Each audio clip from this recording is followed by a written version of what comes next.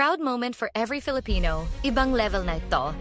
Sa harap ng 21 world leaders, nandoon si PBBM standing tall, confident and unstoppable, representing bagong Pilipinas with pride, purpose, and power. From Jeongju, South Korea, the Philippines makes its mark sa APEC 2025.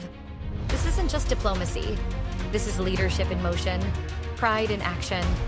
That moment when your leader walks in, steady, confident, and full of vision.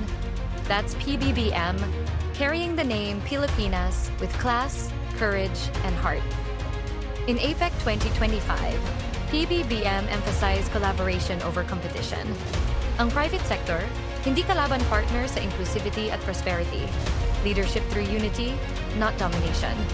Habang ibang bansa ay nag-aalangan, tayo, handa. PBBM leads the charge for stronger energy and digital cooperation.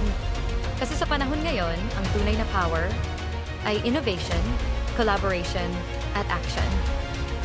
Through joint frameworks with ABAC, the Philippines joins hands with the region para palakasin ang energy transition, digital economy, at innovation-driven growth.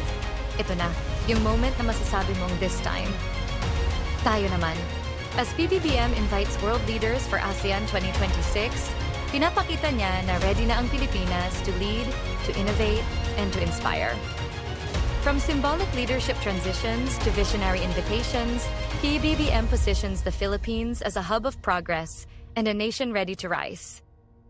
Ito ang bagong Pilipinas, marunong makipagkapwa, marunong mangarap, at marunong kumilos kasama si PBBM, the father of unity. Through strong partnerships and visionary leadership, we're not just participating, we're shaping the future. Bagong Pilipinas, bagong pag-asa. Mga kababayan, proud ka rin ba sa Pilipinas na nakikita mong umaangat sa global stage? I-comment mo sa baba. #ProudlyPinoy, #BagongPilipinas.